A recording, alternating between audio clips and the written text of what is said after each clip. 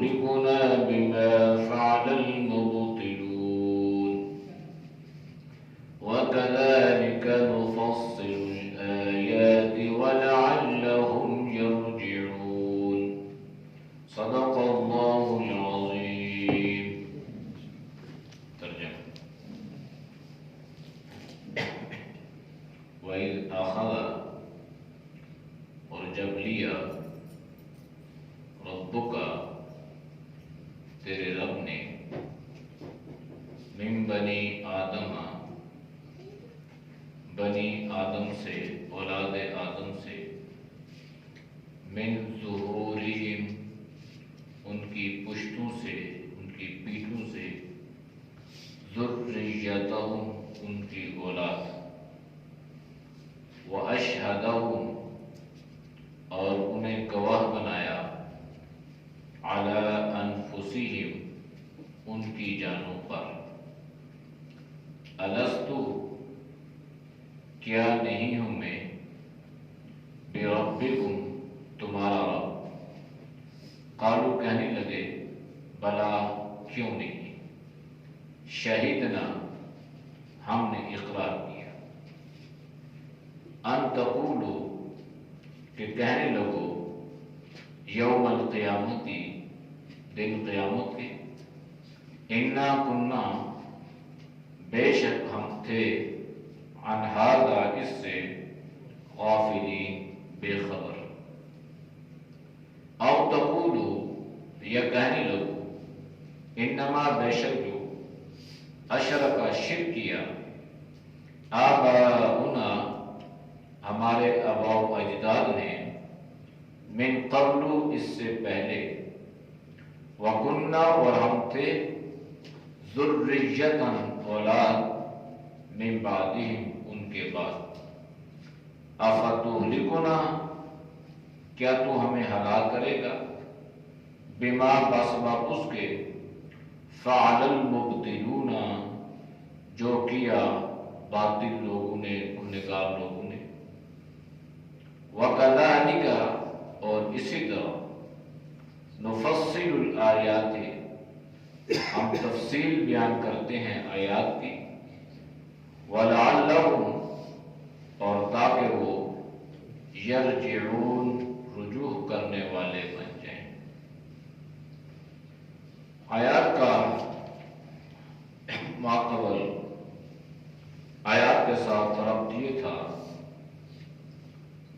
کہ اہل یہود سے اللہ نے یہ عہد لیا تھا اپنی کتاب میں کہ آپ نے سوائے حق اور سچ کے کچھ بھی نہیں کہنا اور اللہ کی ذات پر کبھی بھی جھوٹی بات منسوب نہیں کرنا. لیکن یہ اہل کتاب اللہ سے کیے گئے میثاق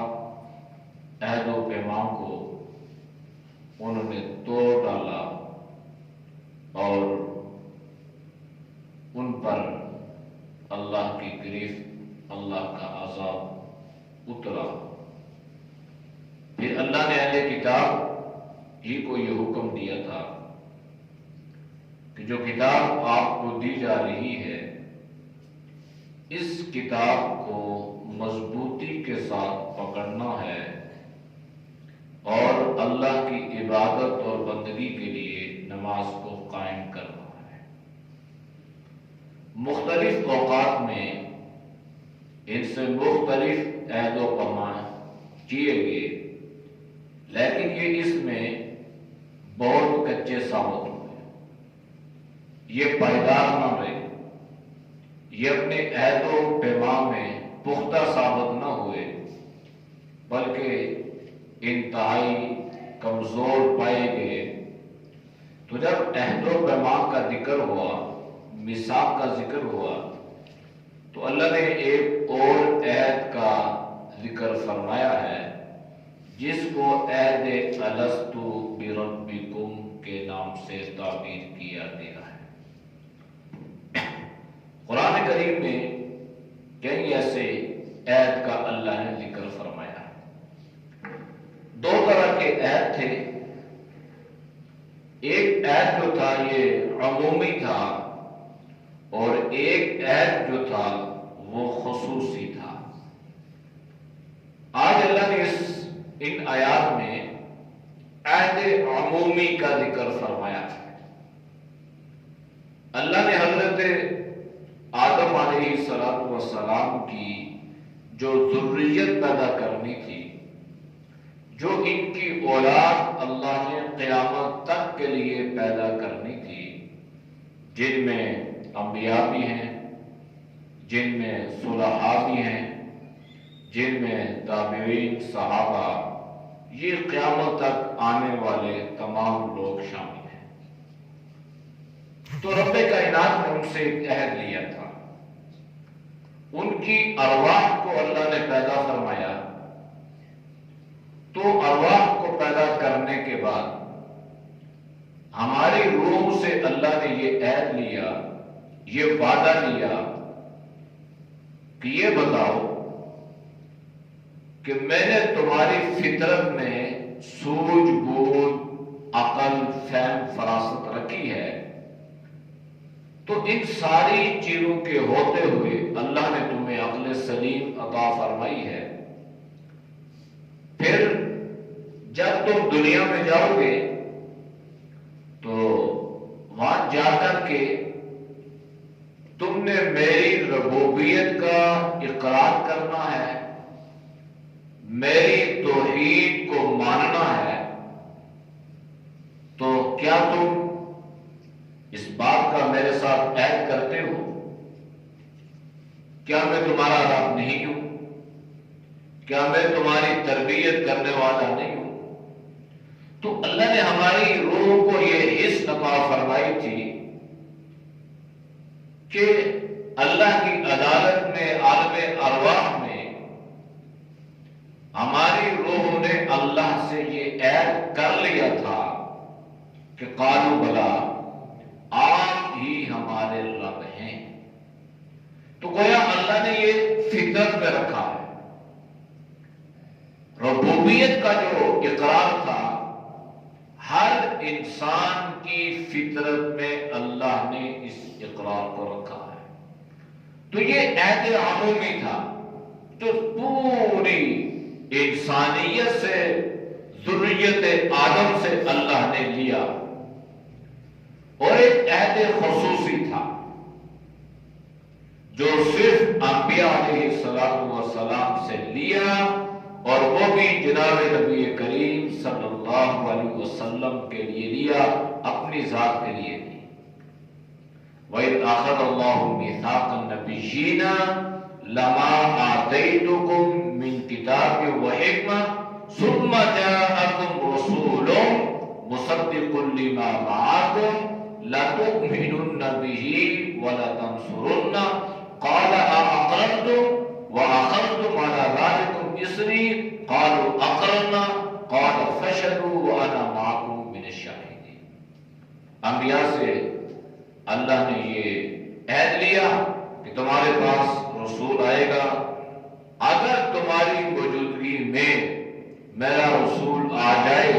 تو اس کی تصدیق بھی کرنی ہے، اس پر ایمان بھی لانا ہے، اور اس کی مدد بھی کرنی ہے۔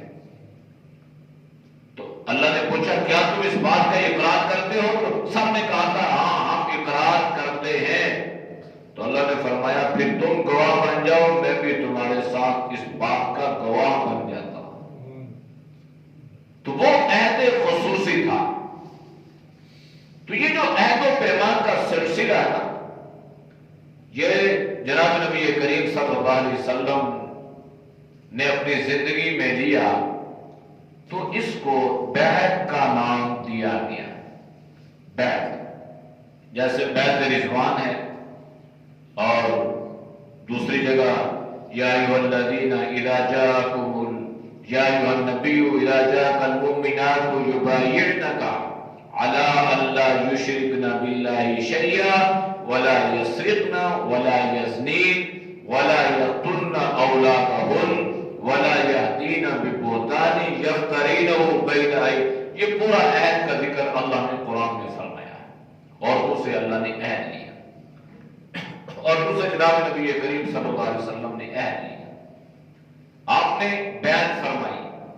یعنی اس بات پر کہ اللہ یشرکن باللہ شیئا، کہ اللہ کی ذات کے ساتھ اللہ کے غیر کو نہیں ملاؤ گی، شرک نہیں کرو گی۔ یہ عہد چند باتوں کا اللہ نے خصوصی طور پر ذکر فرمایا۔ بیعت رضوان کا ذکر اللہ نے قرآن میں فرمایا۔ تو ترتیب جناب نبی کریم صلی اللہ علیہ وسلم کی یہ تھی کہ آپ نے اپنا دست اقدس، اپنا ہاتھ مبارک رکھا، تو آپ کے ہاتھ پہ صحابہ نے ہاتھ رکھا، اور آپ اس بات پر عہد کرتے گئے کہ ہم حضرت عثمان رضی اللہ تعالی عنہ کی شہادت کا بدلہ لینے کے لیے آپ کے ساتھ کھڑے ہیں،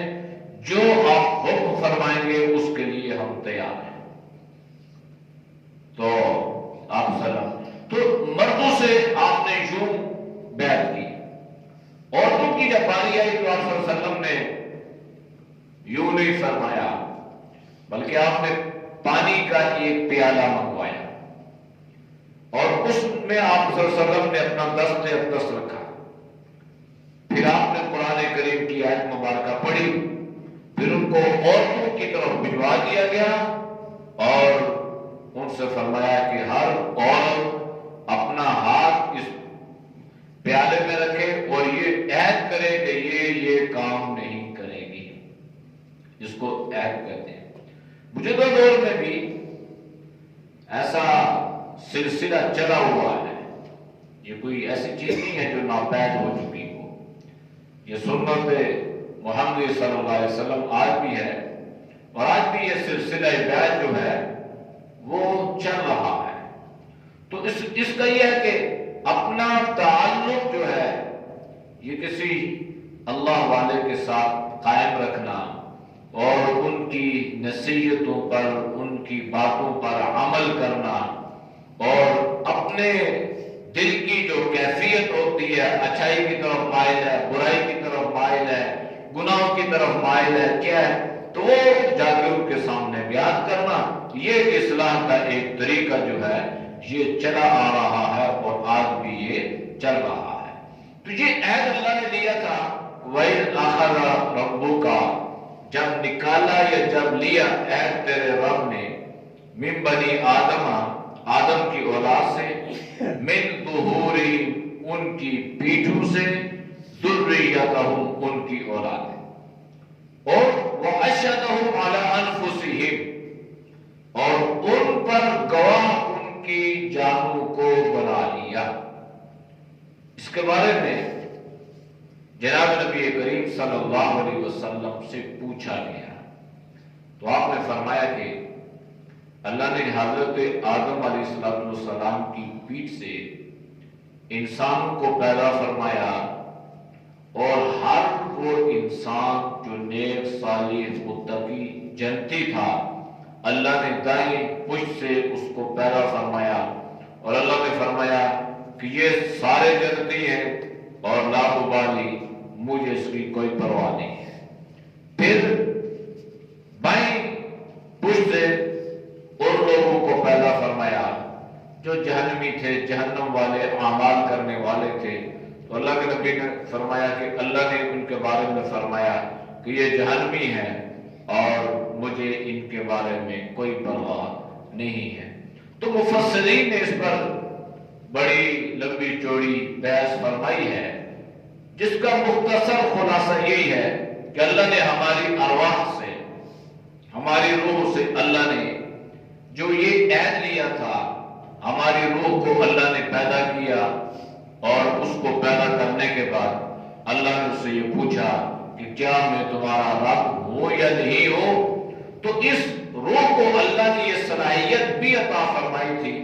اس لیے قالوا بلا، ہماری ارواح نے، عالم ارواح میں یہ جواب دیا تھا، قالوا بلا، کیوں نہیں، آپ بھی ہمارے رب ہیں۔ تو یہ جو میثاق تھا، یہ جو عہد تھا، اس کو عہد عمومی کہتے ہیں کہ ساری انسانیت سے اللہ نے یہ عہد لیا۔ شہیدنا، ہم اس کا اقرار کرتے ہیں یا ہم اس پر گواہ بن جاتے ہیں۔ ان تقولوا یوم القیامت انا کنا عن ھذا غافلین، اللہ نے اس عہد کی علت بھی بیان فرمائی کہ اللہ نے کیوں عہد لیا تھا۔ اللہ فرما رہا ہے کہ اس لیے کہ کل قیامت کا دن ہوگا، جب دنیا کی زندگی گزار کے پھر میرے پاس آؤ گے تو پھر کہیں تم یہ نہ کہنا شروع کر دو کہ ہم تو اس سے غافل تھے، ہمیں تو بتایا ہی نہیں گیا، ہمیں تو سمجھانے والوں نے سمجھایا ہی نہیں ہے، ہمیں تو پتہ ہی نہیں تھا۔ تو اللہ نے فرمایا کہ یہ عہد تب لیا تم لاشعوری زندگی میں، جب تم شعور میں آئے ہو تو اللہ نے یہ ساری چیزیں تمہاری فطرت میں رکھ دی تھی کہ ہر سوجھ بوجھ والا آدمی یہ اندازہ لگا سکتا ہے، یہ آئیڈیا لگا سکتا ہے کہ میرا وجود اس دنیا میں کیسے آیا، یہ نظام دنیا کیسے چل رہا ہے، یہ چاند سورج ستارے یہ کس نے پیدا کیے۔ تو جب اس چیزوں پہ غور و فکر کرے گا، تدبر کرے گا، تو اسے یہ بات سمجھ آئے گی کہ ساری نظام کائنات کا چلانے والا جو ہے وہ اللہ ہے، اور وہ اللہ جو ہے ہمارا رب ہے، لہذا ہمیں اسی اللہ، اسی رب کی عبادت اور بندگی کرنی چاہیے۔ اور قیامت والے دن انسان اللہ کی بارگاہ میں کوئی عذر پیش نہیں کر سکے گا، یہ نہیں کہہ سکے گا ہمیں تو اس بات کا پتہ ہی نہیں تھا، ہم تو اس بات کو جانتے ہی نہیں تھے۔ تو عذر کے سارے دروازے اللہ نے بند کر دیے، ہیلے بہانے سارے اللہ نے ختم فرما دیے، اور اتمام حجت کے لیے اللہ نے یہ بیان فرمایا کہ کل تم یہ کہو گے کہ ہم اس سے غافل تھے، لہذا روز ازل ہی سے ابھی تمہارا وجود پیدا نہیں کیا، تمہارے وجود کے پیدا کرنے سے پہلے تمہاری روح کو پیدا کیا، اور روح کے اندر یہ بات بدیت کر دی، رکھ دی گئی، اس کو بتلا دیا گیا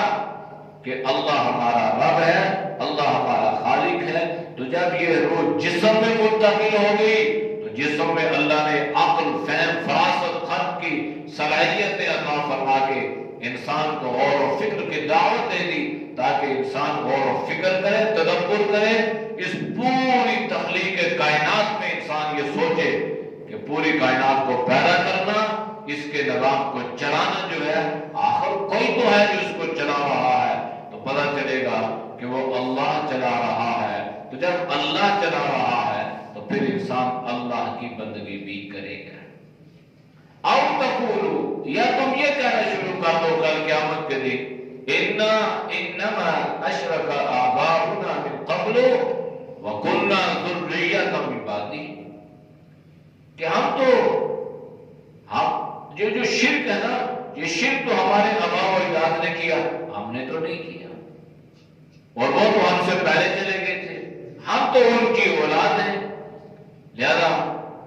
انہیں جو کہنا ہے کہو، ہم اس سے خلاصی چاہتے ہیں، ہم اس سے نجات چاہتے ہیں، یعنی ایک بہانہ تراشیں گے کہ جناب ہم جس راستے پہ چل رہے ہیں نا، ہمیں چلانے میں کس نے؟ ہمارے آباء و اجداد نے چلایا، تو انہوں نے جو راستہ ہمیں بتلایا تھا شرک کا نا، ہم تو اسی راستے پہ چلے رہے، ہم تو ان کی اولاد تھی،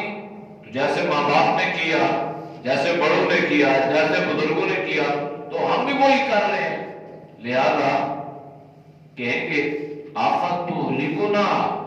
کیا تو ہمیں ہلاک کرے گا، کیا تو ہمیں تباہ کرے گا، کیا تو ہمیں سزاؤں میں مبتلا کرے گا، بما فعل المبطلون، جو ان مبطل، باطل راندے ہوئے لوگوں نے اور لٹائے ہوئے لوگوں نے کیا باطل۔ اب یہ کہنے والے کون ہیں؟ یہ لوگ، یہ اولاد اللہ کی بارگاہ میں بچنے کے لیے ایک عذر اور ایک بہانہ تراش کے کہے گی کہ ہم تو اللہ سے بری ہیں، ہم نے تو شرک اس لیے کیا تھا کہ ہمارے آباء و اجداد نے ہمیں اس راستے پہ لگا دیا، تو یہ بہانہ نہیں چلے گا۔ جیسے حضرت ابراہیم علیہ السلام کی قوم نے کہا تھا کہ ہم اس لیے کہہ رہے ہیں کہ ہمارے آباء و اجداد نے کیا، اور قریش مکہ نے آپ صلی اللہ علیہ وسلم کے سامنے یہ بات کہی تھی کہ آپ اپنے باپ دادا کے مذہب سے ہٹ کر گمراہی کی طرف نعوذ باللہ چل پڑے ہیں، تو یہ کہنا کہ میرے باپ نے یہ کیا لہذا میں، تو ہمارے دین میں باپ اتمام حجت نہیں ہے، باپ دلیل نہیں ہے، دادا دلیل نہیں ہے، ہمارا خاندان ہمارے لیے اتمام حجت نہیں ہے کہ اگر جو کچھ وہ کرتے رہے ہم بھی وہ کرتے رہے، تو یہ بات نہیں، یہ عذر، یہ بہانہ اللہ کی بارگاہ میں نہیں چلے گا۔ ہاں اگر ہمارے آباء و اجداد نے لا علمی کی وجہ سے، لا شعوری کی وجہ سے اگر خدا نخواستہ کچھ شرک کا ارتکاب کیا ہو، تو انسان اللہ کی بارگاہ میں ان کے لیے دعا کرے کہ اللہ وہ تو اس طرح کرتے رہے اور ہمیں اللہ نے سوجھ بوجھ عطا فرمائی، تو اب انسان اپنے آپ کو اس سے بچائے۔ تو یہ جو جتنے بھی رسومات ہیں یا جتنے بھی باطل عقائد و نظریات ہیں، تو اس کی وجہ یہی ہے کہ ہم ان کو گلے لگاتے ہیں، بس بہانہ یہ کرتے رہے، بس ہمارے بڑوں نے یہ کہے، ہمارے بزرگ یہ کرتے رہے، ہمارے خاندان والے یہ کرتے رہے، تو کل اللہ کی بارگاہ میں خاندان والے نہیں بچائیں گے، کوئی ایک نیکی بھی دینے کے لیے تیار نہیں ہو، تو کرنا وہ ہے جو اللہ اور اللہ کے رسول صلی اللہ علیہ وسلم کا حکم ہو، تاکہ وہاں پر ہمیں بہانے بنانے کی ضرورت ہی پیش ہے۔ لیکن اب بہانہ تو وہاں بنایا جاتا ہے نا جو علیکم بذات صدور نہ ہو، جو ہر جگہ موجود نہ ہو، جو حاضر ناظر نہ ہو، جو ہمارے دلوں کے حالات کو جانتی نہ ہو، اس کے سامنے تو انسان بہانہ بنا سکتا ہے، نہیں کہ میں آج اس وجہ سے نہیں آیا کہ میرا، بندہ کہتا ہے ٹھیک ہے، کئی بہانے بناتے ہیں کہ جھوٹ بولتے ہیں، تو ٹھیک ہے بندہ، لیکن اللہ کی بارگاہ میں تو بہانہ نہیں چل سکے گا۔ اللہ تو علیم بذات صدور ہے، اللہ تو ہمارے دلوں کے حالات سے واقف ہے، اللہ تو جو کچھ ہم کہتے ہیں ما یلفظ من قول الا لدیہ رقیب عتید، جو بات میری زبان سے نکل رہی ہے یہ اللہ کی بارگاہ میں جا رہی ہے، تو لہذا بہانے نہیں چلیں گے۔ تو اللہ نے فرمایا کہ اس لیے بھی روز ازل ہی سے میں نے تمہاری فطرت میں یہ چیزیں رکھ دی ہیں تاکہ کل اللہ کی بارگاہ میں تم آ کے کسی قسم کے بہانے مت تراشو کہ ہم نے یہ کام اس لیے کیا کہ میرے باپ دادے نے کیا تھا، یا ہم اس راستے پہ یوں چلتے رہے کہ ہمارا خاندان اسی طرح کرتا تھا۔ اللہ نے یہ سارے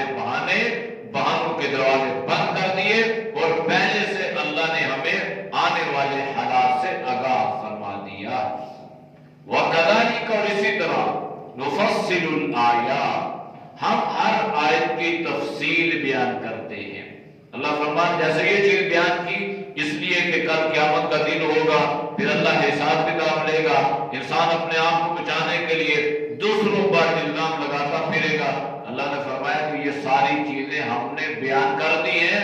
اس لیے کہ تاکہ تم اپنی اصلاح کرو، نیک اعمال کرنے کی کوشش کرو، توحید و سنت پر گامزن رہو، اور اللہ سے جو عہد ہماری روح نے کیا ہے اس پر استقامت اختیار کرتے ہوئے توحید و سنت والی زندگی اپناؤ، اور شرک و بدعت سے، رسومات اور خرافات سے اپنے آپ کو بچاؤ۔ وَلَعَلَّهُمْ يَرْجِعُونَ، اور تاکہ تمہیں اس بات کی بھی امید رہے کہ ہم نے پلٹ کے اللہ کی طرف جانا ہے اور اللہ کی بارگاہ میں ہم نے اس دنیا کی چند روزہ زندگی کا حساب کتاب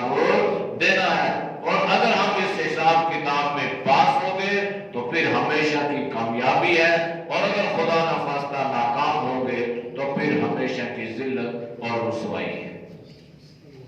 اعوذ باللہ من الشیطان الرجیم، بسم اللہ الرحمن الرحیم، وَإِذْ أَخَذَ رَبُّكَ مِنْ بَنِي آدَمَ مِنْ ظُهُورِهِمْ ذُرِّيَّتَهُمْ وَأَشْهَدَهُمْ عَلَىٰ أَنفُسِهِمْ أَلَسْتُ بِرَبِّكُمْ قَالُوا بَلَىٰ شَهِدْنَا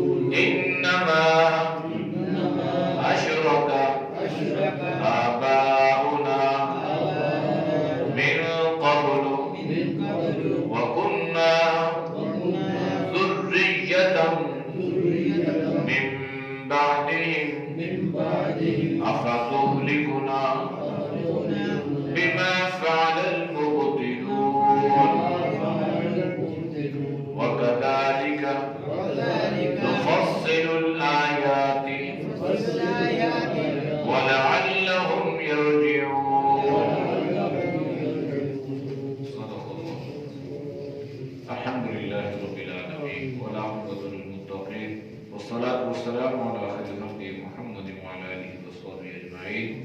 یا اللہ ہم سب کے صغیر کے گناہ کو معاف فرما. یا اللہ گناہوں سے حفاظت فرما. یا اللہ نیک اعمال کی توفیق نصیب فرما. یا اللہ ہر طرح کے برے اعمال سے اللہ تو پوری امت کی حفاظت فرما. یا اللہ جتنے دوست و بزرگ تیری رضا کے لیے درس قرآن سنتے ہیں اللہ ان کے سننے کو قبول فرما. یا اللہ تو سب کی جان مال ایمان میں صحت میں اللہ برکت عطا فرما. ہر پریشانی مصیبت سے اللہ تو سب کی حفاظت فرما. یا اللہ تو سب کو صحت ایمان والی زندگی نصیب فرما. صلی اللہ تعالی علی نبی الامی وعلی آلہ وصحبہ اجمعین برحمتک یا ارحم الراحمین.